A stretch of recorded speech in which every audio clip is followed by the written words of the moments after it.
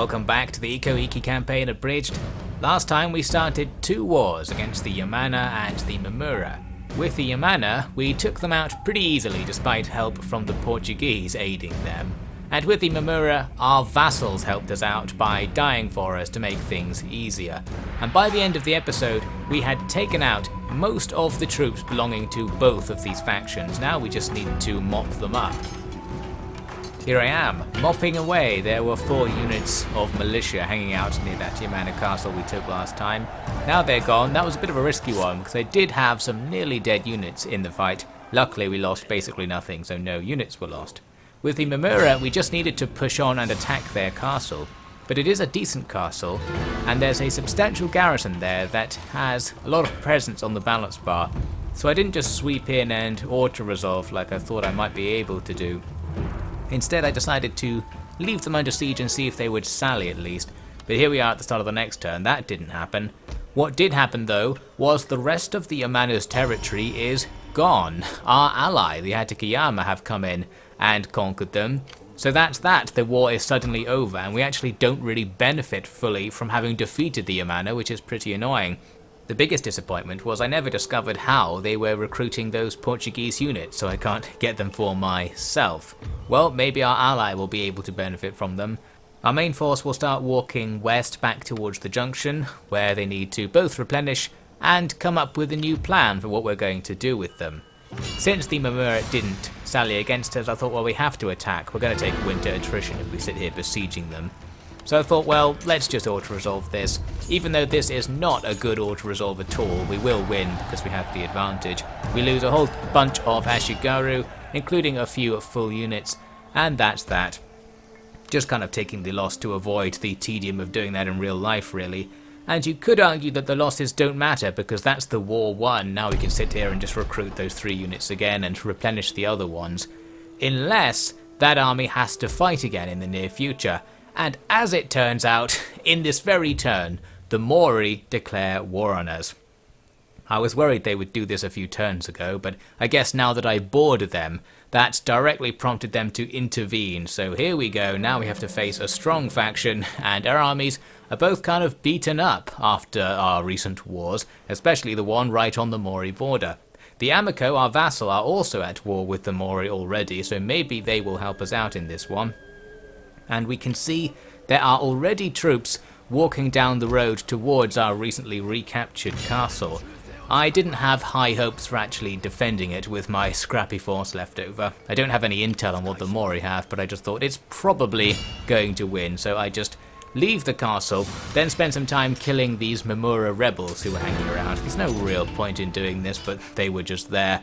Afterwards, I started thinking I could set up on that bridge.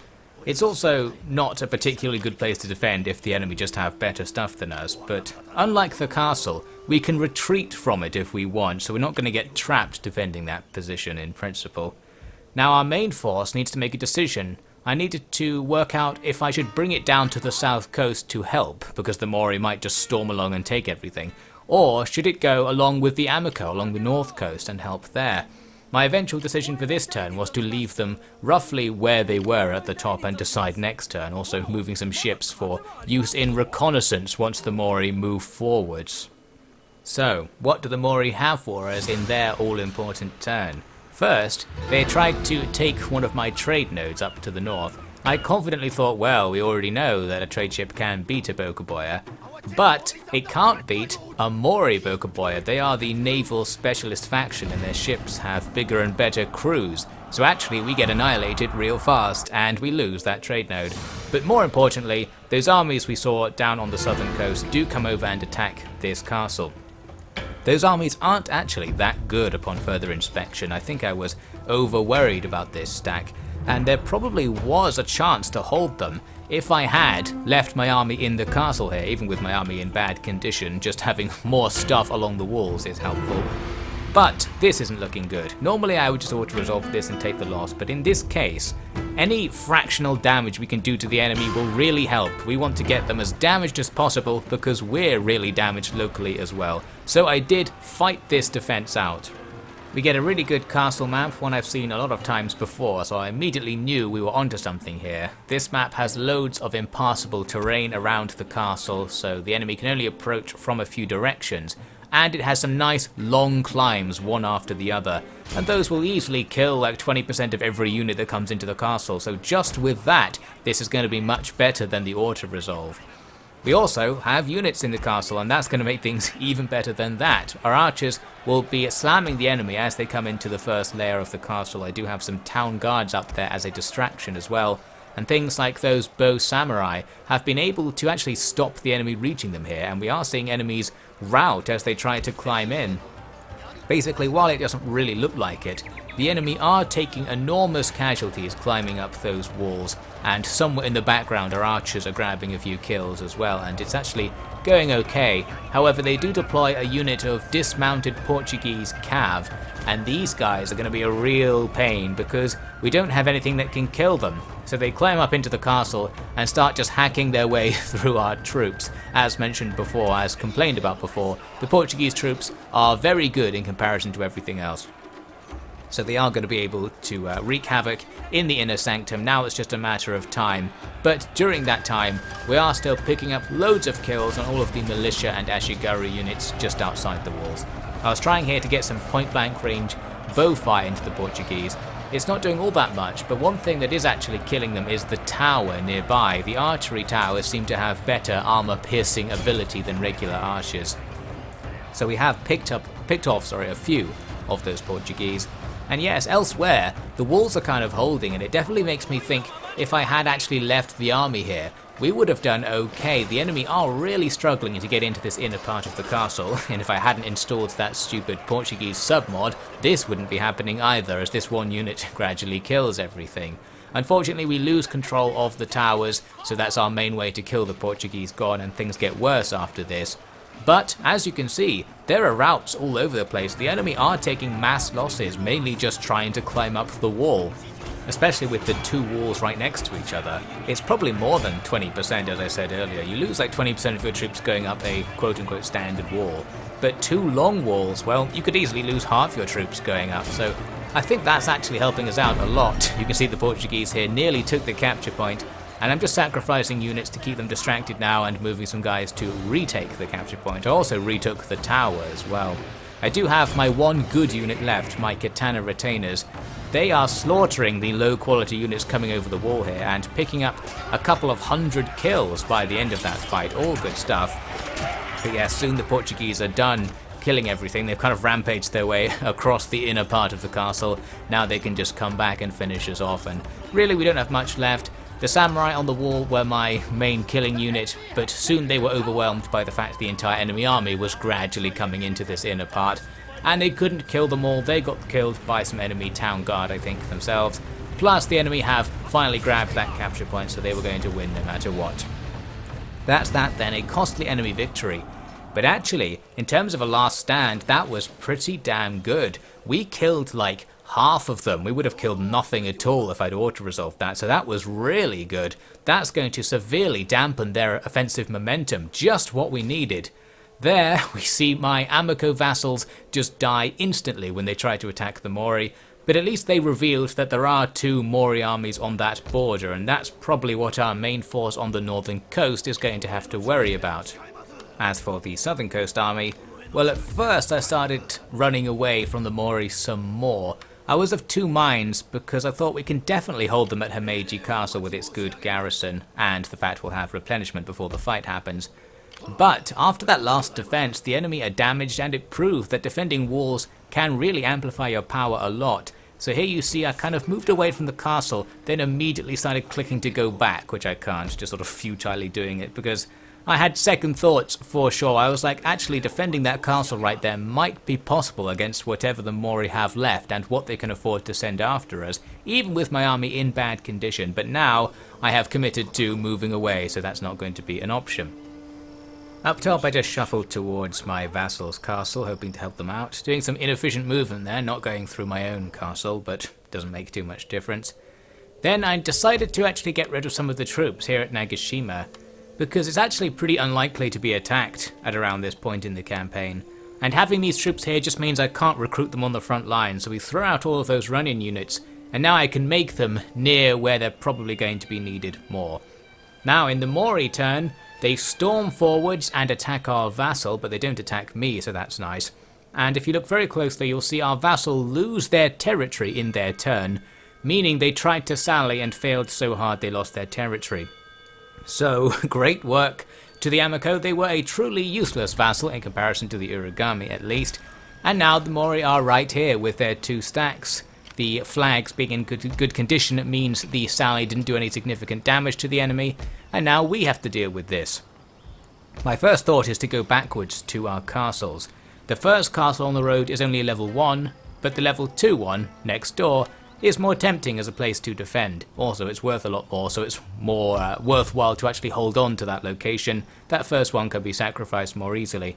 While I was hesitant about doing this, and here is footage of the hesitation in action, I did eventually decide to commit to going back through the first castle and not defending it, and trying to hold the enemy at the second castle to get a nice advantageous battle. I didn't though cancel that recruitment at the first castle, so clearly I'm not entirely sure the enemy are going to attack. But here's the advantage we can gain by holding our position. These 2 castles down here allow us to recruit Ronin and Ashigaru, and we do have a load of that on the way now, so we can put together at least another half stack if we just wait around and play defensively.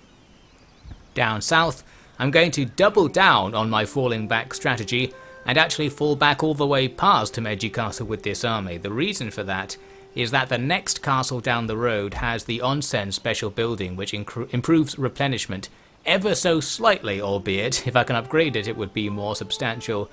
But I thought I would at least try to use it to accelerate our replenishment and get that army back to strength. So yes, the Mori up top did not come along and attack us, so that's nice of them. Means we have more time, and we can get a little look at what their army is using this ninja. In short, they have a good army and a not especially good army. That first army has samurai and a good general. The second army is just a ton of Ashigaru. Unfortunately, it's not pure trash, so they will be a match for us in the battle line. As for us though, we are now building up this second stack I mentioned. We've got quite a bit of stuff that we're able to lasso in thanks to public order improving nearby. I had this general spawn back home, thought I'll bring him over to join the second army, and him appearing reminded me of something. It reminded me that all of my old generals are dead, and that means I've lost all of the assigned commissions you can give. Some of these give faction-wide passive buffs, so it's definitely worth having them all the time. Therefore, it was pretty bad of me to actually not be using them so far, especially the one that improves replenishment. So we'll finally set those up, and now we'll be in a slightly better position. In the next Mori turn, they've got an attack for us again. They do come along the southern road and go for this next castle. While this castle is inferior to the previous one, it's only a fort. I still thought we probably should do this manually and grab some more kills, especially after how successful it was last time. That said, we have a worse castle, so we can't do it to the same degree, but we can still do something here to make our life easier. So all I do is deploy a few melee units outside the castle for the usual blockage technique, then see if our Ashigaru archers can kill many of them, and even if they don't, at least the climb will grab us some kills as well. I was thinking about it and I realised with these manual last stand style defences things, even if you actually can't be bothered to play the stage, as I often can't, just starting the battle, walking away from your computer and then coming back would probably give you a better result than the auto-resolve, because auto-resolve very heavily favours an attacker if they have big numbers in a siege, whereas in a manual resolve it doesn't really work out like that. So that's something to keep in mind. I might experiment with that at some point. I experimented with having my samurai not be on the capture point for a second during the battle, but quickly realised we do need to hold on to the capture point since the enemy can get in uncontested at some point. And we need to stop the battle from ending, since the longer it goes on, the more free kills we are picking up, especially with those wall climbs.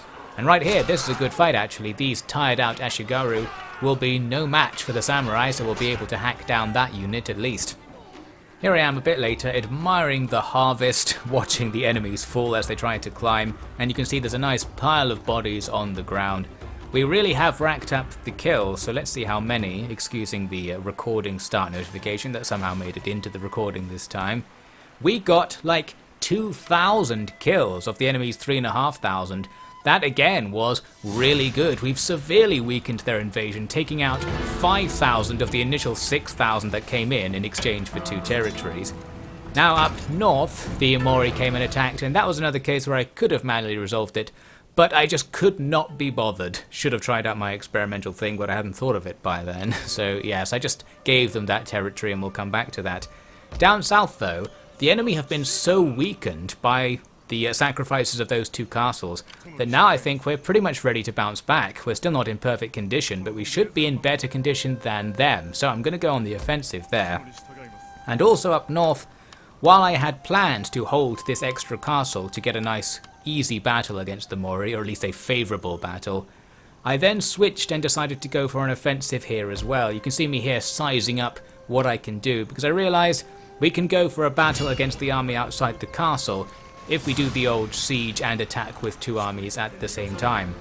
I'm not sure if this is a better idea than actually defending. It almost certainly isn't actually. However, it does mean that the next thing will happen this turn, so it speeds things up and it's very decisive. So yes, we move out, and now our 2 armies that aren't quite at full strength but are still decent together will be able to face down one of the enemy's armies, and it's the weaker one first, which is perfect. So we'll try to sweep them away, ready to fight the good army afterwards. Since we're attacking, the enemy give me plenty of time to put the 2 armies together into one big formation. And then, because they're sitting on a hill, we don't really want to walk towards them. There's a random dead horseman out here, and you might be able to tell I'm doing the thing I mentioned earlier in this campaign, trying to force the enemy down into a ranged fight.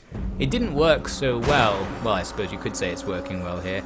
Basically, I could only get 1 unit to come down at a time, which, while technically better in that each individual fight you get is easier to win, it's much more annoying because it takes a lot of patience and real-world time to actually sort out, and it is even more exploitative of the AI to fight them 1 unit at a time like this, with this trickery basically.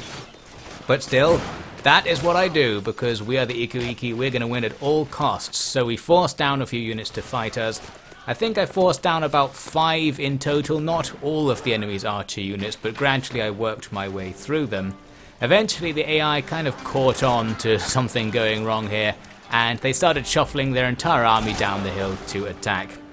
That saves me having to fight uphill, and much more importantly it saves me having to move my units, which is quite a bother with this big, like 30 something unit army that's very cumbersome. Anyway, once they get close, we can just send forward all the melee units using the new sprint ability I've unlocked in the tech tree, which makes our charge a bit more powerful, and we'll slam into them. In some cases it's just our Ashigaru fighting theirs, nothing special and no particular advantage. But in other places we're fighting militia, or we've got cases where it's our samurai / warrior monks fighting in the front line, and there we'll have an advantage. So overall, on average, I think we have an advantage with just a straight up grind along the line. Plus we still have the archers, who may or may not be actually shooting at something as that fight goes on. Our cav can swoop in and deal with the remaining enemy archers, and with that the fight is won. The main line just falls back. Because the enemy already had a bunch of army losses from that early exploit skirmishing, we don't have to kill very much of the main line to rout them, especially because so many were militia who just rout in the best of circumstances really. So that's that, we grab the victory. Lost something like 600 troops, the enemy lost something like 4,000, so a very big win for us. And that's the easier of the 2 armies out of the picture, all but a few guys over there who can just sit in the corner and do nothing. Now we could go for a castle assault with our superior numbers, but it's probably still going to be a bad idea. We want ideally to defeat the Mori with enough strength to then turn this around and start walking back down the road towards them and take some territory. So we just leave them under siege for now. We get to the next turn with no battles happening though. We grab a mission, which was to blockade an enemy port, and this is quite easy because you don't have to blockade it for a turn, you just have to be there. So we pop in with some bokoboyas there, blockade a port, and then go away. We don't want to actually contest any naval things with the Mori because they'll just take out our ships. And I like to have the ships alive even if they're just doing nothing in the corner, in case I need them to move troops or something like that. Now on our southern road front, I move forward to hopefully attack the Mori while they're still weak from their previous battles against me. They're not that weak, we can't just come in and auto-resolve or something, it's still a balanced setup between the 2 armies, So in this case I'm just going to besiege the castle and also hope that the Uragami move out and help me. I can't remember if they're actually at war with the Mori though. Up north, again we're waiting around for this siege.